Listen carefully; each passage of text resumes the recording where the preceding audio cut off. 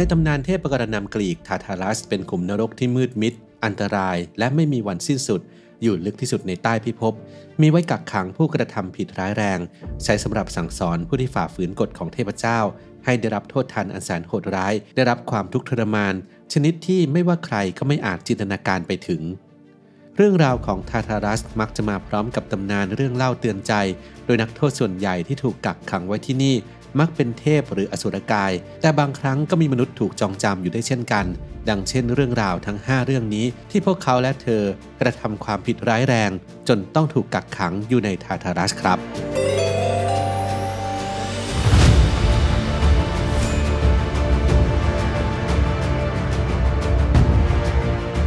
1. อิกซิออนกับเรื่องของเมฆและกงล้อในวัฒนธรรมกรีกโบราณมีกฎศักดิ์สิทธิ์แห่งเซเนียหรือการกำหนดธรรมเนียมในเรื่องของการต้อนรับแขกที่ผู้เป็นเจ้าภาพจัดงานหรือเจ้าบ้านต้องปฏิบัติต่อแขกด้วยความเมตตามีน้ำใจเอื้อเฟื้อเผื่อแผ่ได้รับความคุ้มครองดูแลจากเจ้าบ้านในขณะเดียวกันแขกก็ต้องมีความสุภาพนอบน้อมไม่เอาเปรียบเจ้าภาพโดยอิกซิออนกษัตริย์แห่งลาพิสเป็นผู้กระทำผิดกฎนี้โดยไม่ได้ทำผิดเพียงครั้งเดียวแต่กระทำถึง2 ครั้งเรื่องราวเกิดขึ้นเมื่ออิกซิออนแต่งงานกับดีอาธิดาของกษัตริย์ดิโอเนอุสแห่งโฟซิสซึ่งตามประเพณีเจ้าบ่าวต้องจ่ายสินสอดให้กับครอบครัวเจ้าสาวแต่หลังจากพิธีผ่านพ้นไปอิกซิออนปฏิเสธที่จะจ่ายสินสอดตามที่ตกลงกันไว้กษัตริย์ดิโอเนอุสจึงตอบโต้ด้วยการไปขโมยฝูงม้าอันล้ำค่าของลูกเขยด้วยเหตุนี้อิกซิออนจึงแกล้งทำเป็นขอโทษและเชิญพ่อตาไปร่วมงานเลี้ยงก่อนจะสังหารเขาด้วยการผลักลงไปในกองไฟการกระทำดังกล่าวส่งผลให้อิกซิออนถูกสาปแช่งให้วิกลจริตจนกว่าจะมีใครมาชำระล้างคำสาปให้ต่อมาด้วยเหตุผลบางอย่างองค์เทพซุสเลือกที่จะช่วยอิกซิออนให้พ้นจากคำสาปทั้งยังเชื้อเชิญกษัตริย์หนุ่มไปร่วมงานเลี้ยงกับเหล่าทวยเทพบนเขาโอลิมปัสแต่เมื่ออิกซิออนเข้าร่วมงานก็กลับดื่มไวน์จนเมาไม้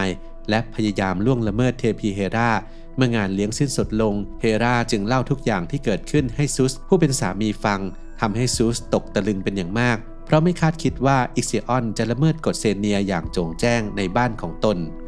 ซูสจึงพิสูจน์ความจริงด้วยการสร้างร่างจำลองเทพีเฮราขึ้นมาจากก้อนเมฆแล้วส่งไปหาอิกซิออนเมื่อกษัตริย์หนุ่มเห็นร่างจำลองเขาก็ร่วมรักกับเธอและคุยโวว่าตนเคยหลับนอนกับราชินีแห่งโอลิมปัสซูสไม่พอใจเป็นอย่างมากและลงโทษอิกซิออนโดยสั่งให้เทพเฮอร์มิสตรึงร่างของอิกซิออนไว้กับกรงล้อโลหะที่ลุกเป็นไฟ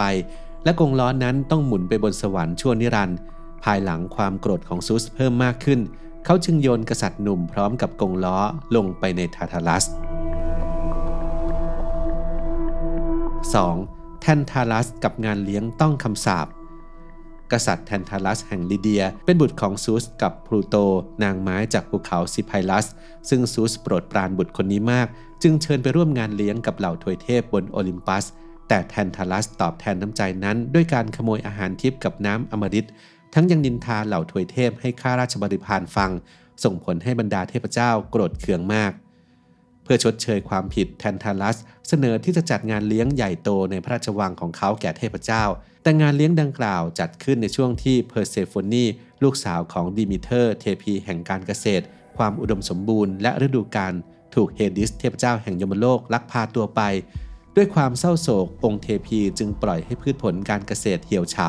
และเกิดความอดอยากไปทั่วรวมไปถึงบนโอลิมปัสเหล่าทวยเทพจึงคาดหวังกับงานเลี้ยงครั้งนี้มากโดยไม่ล่วงรู้ว่าทางฝ่ายแทนทารัสที่ต้องการท้าทายและทดสอบบรรดาเทพได้จัดเตรียมอาหารสุดพิเศษที่ทำจากเพโลปส์บุตรชายของเขาเอาไว้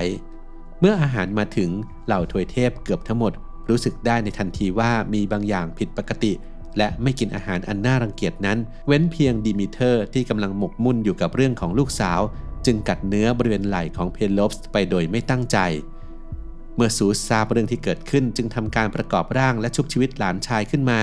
จากนั้นก็ส่งแทนทารัสไปจองจำในทาทารัสให้รับบทลงโทษด้วยการถูกขังอยู่ในสระน้ำโดยไม่สามารถหนีออกไปได้และบริเวณเหนือศีรษะของเขาจะมีกิ่งก้านของผลไม้ที่อร่อยที่สุดห้อยอยู่ทุกครั้งที่แทนทารัสพยายามเด็ดผลไม้กิ่งก้านก็จะเลื่อนออกไปพ้นระยะที่เอื้อมถึงเช่นเดียวกับเมื่อเขาตักน้ำขึ้นมาดื่มน้ำก็จะไหลออกจากมือเขาไปทุกครั้งแทนทารัสจึงต้องใช้ชีวิตด้วยความทนทุกข์ทรมานจากความหิวโหยชั่วนิรันดร์ทั้งที่มีผลไม้และน้ำอยู่แค่เอื้อม 3. ทีไทอัสกับความแค้นของเทพีเฮราเรื่องราวน่าเศร้าของทีไทอัสมีจุดเริ่มต้นตั้งแต่การที่เขาเป็นบุตรชายของเทพซุสกับเจ้าหญิงเอลาราแห่งเทสซาโลนิกา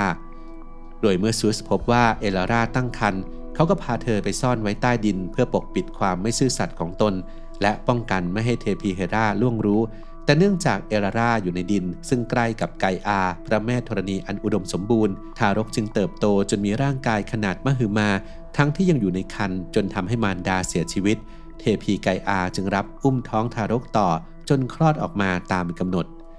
เวลาผ่านไปเฮราก็ได้พบกับทีไทอัสและรู้ความจริงแต่เนื่องจากเอลาราเสียชีวิตไปแล้วเทพีจึงพยายามแก้แค้นทีไทอัสแทนด้วยการใช้เวทมนต์คาถากระตุ้นให้เขามีความปรารถนาต่อเทพีลีโตส่งผลให้เมื่อทีไทอัสได้พบกับลีโตเขาก็ถูกครอบงำด้วยความปรารถนาที่ไม่อาจควบคุมได้และพยายามล่วงละเมิดเธอ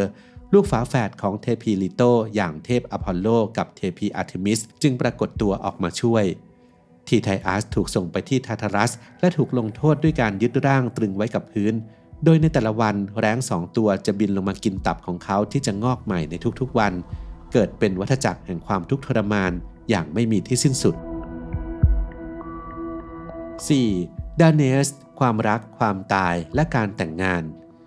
ดาเนสคือคำเรียกลูกสาวทั้ง50 คนของดานาอุสกษัตริย์แห่งลิเบียตามตำนานกรีกโดยเรื่องราวนั้นเริ่มต้นจากกษัตริย์บีลุสแบ่งอาณาจักรให้กับบุตรชายฝาแฝดดานาอุสกับไอกิปตัสกษัตริย์แห่งอีโบรานเท่าๆกันต่อมาไอกิปตัสต้องการควบคุมดินแดนของดานาอุสจึงอยากให้บุตรชาย50 คนของเขาแต่งงานกับบุตรสาว50 คนของดานาอุสแต่ดานาอุสปฏิเสธและเพื่อความปลอดภัยดานาอุสจึงสร้างเรือและพาลูกสาวทั้งหมดล่องไปยังอาร์กอสตามคำแนะนำของเทพีอาทินาแม้จะไปถึงอาร์กอสแล้วแต่ไอกิปตัสก็ตามไปเจอและยังต้องการให้ลูกๆของทั้งสองฝ่ายแต่งงานกันดานาอุสจำต้องยอมตกลงเพื่อหลีกเลี่ยงความขัดแย้งแต่ในใจก็แอบวางแผนแก้แค้นไว้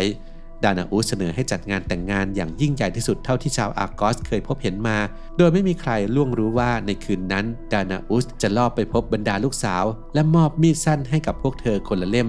ก่อนจะสั่งให้ลูกๆสังหารสามีของตนเองน่าเศร้าที่ลูกสาวทุกคนเชื่อฟังคำสั่งของบิดาเว้นเพียงพี่สาวคนโตไฮเปิร์มเนสตราที่ปฏิเสธจะปลิดชีพลินซิอุสผู้เป็นสามีและลูกชายคนโตของไอกิปตัสด้วยเหตุนี้ลูกเขย49 คนจึงถูกสังหารในคืนวันแต่งงานนั้นส่วนลินซิอุสที่เหลือรอดเพียงคนเดียวได้หลบหนีไปยังเมืองใกล้เคียงตามคำขอร้องของภรรยาฝ่ายไอกิปตัสเมื่อทราบข่าวการตายของลูกก็สิ้นใจตายตามไปไฮเปิร์มเนสตราถูกจับเข้าคุกฐานไม่เชื่อฟังคำสั่งของบิดาแต่ไม่นานลินซิอุสก็มาสังหารดานาอุสผู้เป็นพ่อตาเพื่อแก้แค้นจากนั้นก็ขึ้นเป็นผู้ปกครองอาร์กอสส่วนดาเนสที่เหลืออีก49 คนที่มีชีวิตรอดก็ยากที่จะหาใครมาแต่งงานด้วยได้จึงมีการยกเลิกประเพณีการมอบสินสอดของพวกเธอและจัดการวิ่งแข่งขึ้นมาแทนโดยรางวัลของผู้ชนะคือสิทธิ์ในการเลือกหนึ่งในดาเนสมาเป็นภรรยาจากนั้นผู้ชนะคนถัดไปก็จะได้รับสิทธิ์เลือกต่อเป็นเช่นนี้ไปเรื่อยๆจนครบทุกคนเว้นเพียงน้องสาวคนเล็กอามิโมนีซึ่งในบางตำนานกล่าวว่าเธอเป็นอีกคนที่ไม่ได้สังหารสามีแต่ที่แน่ๆคือเธอเป็นคนเดียวที่ไม่ได้เป็นของรางวัลเพราะในขณะที่จัดการแข่งขันหญิงสาวไปตักน้ำและบังเอิญไปพบกับเซทอร์มนุษย์ครึ่งแพะที่พยายามจะทำร้ายเธอเทพโพไซดอนจึงออกมาช่วยไว้และทำให้โพไซดอนตกหลุมรักอามิโมนีและแต่งงานกันการละเมิดกฎเซเนียและคำสาบานในงานแต่งงานส่งผลให้เทพซุสส่งดาเนสทั้ง48 คนยกเว้นพี่สาวคนโตและน้องสาวคนเล็กมาลงเอยที่ทาทารัสหลังจากที่พวกเธอเสียชีวิตโดยรับโทษให้ต้องเติมน้ำในอ่างน้ำและชำระล้างบาปของตนเองเพื่ออิสรภาพโดยที่อ่างน้ำกับภาชนะทั้งหมดที่ใช้ในการตักน้ำมีรูรั่วอยู่ตลอดเวลาดังนั้นเหล่าดาเนสจึงต้องใช้เวลาชั่วนิรันดร์ในการพยายามเติมน้ำอย่างไม่มีที่สิ้นสุด 5. ซิซิฟัสผู้โกงความตายถึง2 ครั้งซิซิฟัสเป็นหนึ่งในนักโทษที่อื้อฉาวที่สุดในทาทารัสเขาเป็นบุตรชายของกษัตริย์และราชินีองค์แรกแห่งเทสซาลีเมื่อเติบใหญ่ก็ออกไปตั้งเมืองของตนชื่อเมืองโครินด้วยความฉลาดแกมโกงเมืองแห่งนี้จึงเจริญรุ่งเรืองมากแต่ด้วยนิสัยที่หยิ่งพยองและเห็นแก่ตัวซิซิฟัสจึงขโมยทรัพย์สินและสังหารแขกเรือกับนักเดินทางบ่อยครั้ง เวลาล่วงเลยไปจนเกิดเหตุการณ์ที่ซูสลักพาตัวนางไม้เอจิน่าไปเป็นเหตุให้อาโซปัสเทพแห่งแม่น้ำบิดาของเอจิน่าออกค้นหาลูกสาวแต่ก็ไม่เจอฝ่ายซิซิฟัสที่คอยจับตาดูเหล่าเทพเจ้าอยู่ตลอดรู้ดีว่าซูสพาเอจิน่าไปที่ไหนเขาจึงบอกที่ซ่อนให้กับอาโซปัสเพื่อแลกกับรางวัลแต่การกระทำนี้ถือเป็นฟางเส้นสุดท้ายสำหรับเทพซูสและสั่งให้ธานาทอสเทพแห่งความตายไปจับตัวซิซิฟัสล่ามโซ่ไปยังทาทารัสแต่ซิซิฟัสใช้เล่ห์เหลี่ยมที่มีหลอกล่อให้เทพแห่งความตายสวมกุญแจมือล่ามโซ่ตัวเองแทนและกักขังธานาทอสไว้ที่พระราชวังจนผ่านไปหลายวันเหล่าเทพเจ้าเพิ่งสังเกตเห็นความผิดปกติเพราะไม่มีการตายเกิดขึ้นที่ใดเลยโดยเฉพาะเหล่านักรบที่แม้จะถูกแทงถูกเหยียบย่ำหรือถูกยิงด้วยลูกศรแต่ก็ไม่ตายกลับต้องทนทุกข์ทรมานด้วยความเจ็บปวดเอริสเทพเจ้าแห่งสงครามที่ได้รับผลกระทบมากที่สุดจึงลุกขึ้นมาสืบสวนต้นตอของปัญหาด้วยความช่วยเหลือของเฮอร์มิสเทพแห่งการสื่อสารพวกเขาจึงสาวไปถึงตัวซิซิฟัสได้อย่างรวดเร็วฝ่ายซิซิฟัสรู้อยู่แล้วว่าเหล่าทวยเทพจะต้องล่วงรู้เรื่องนี้เข้าสักวันจึงเตรียมพร้อมล่วงหน้าโดยสั่งกับเมโรพีภรรยาของเขาว่าหากเขาตายไม่ต้องฝังไม่ต้องประกอบพิธีกรรมหรือถวายเครื่องบูชาใดๆแก่เฮดิสเทพเจ้าแห่งยมโลกแต่ว่าให้โยนศพของเขาให้สุนัขกินเป็นเหตุให้ซิซิฟัสไม่สามารถข้ามแม่น้ำไปยังยมโลกได้เนื่องจากไม่มีเหรียญจ่ายให้ผู้นำทางเพราะเมโรฟีไม่ได้ทำพิธีศพตามคำสั่งเสีย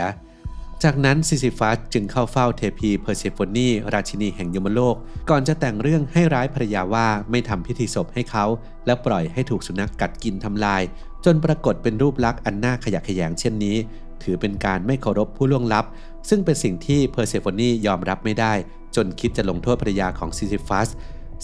สบโอกาสจึงเสนอว่าให้ส่งเขากลับไปยังดินแดนแห่งชีวิตและใช้ชีวิตที่เหลือดุด่าภรรยาโทษฐานดูหมิ่นเทพเจ้าแห่งยมโลกเพอร์เซโฟนีพอใจกับความคิดที่ซิซิฟัสเสนอเขาจึงได้รับอนุญาตให้มีชีวิตอยู่ต่อไปอีกหลายสิบปีจนเสียชีวิตด้วยความชราและครั้งนี้เทพเฮอร์มิสเป็นผู้พาซิซิฟัสไปยังยมโลกและเข้าไปยังส่วนลึกของทาทารัสด้วยตนเองเมื่อมาถึงซิซิฟัสก็สังเกตเห็นก้อนหินขนาดใหญ่ตรงเชิงเขาที่มีความลาดชันซึ่งนั่นก็คือบทลงโทษของเขาที่จะต้องผลักก้อนหินนั้นขึ้นไปยังยอดเขาซึ่งหากทำได้สำเร็จก็จะเป็นอิสระและสามารถออกไปใช้ชีวิตหลังความตายในเอลิเซียมได้แต่ก็เช่นเดียวกับเหล่าดาเนสซิซิฟัสไม่รู้ว่าเฮดิสได้ร่ายเวทมนต์ให้ก้อนหินหลุดออกจากมือของเขาและกลิ้งกลับลงมาที่เชิงเขาทุกครั้งเมื่อใกล้ถึงยอดเขาทำให้ซิซิฟัสต้องผลักก้อนหินขึ้นเนินไปจนชั่วนิรันดร์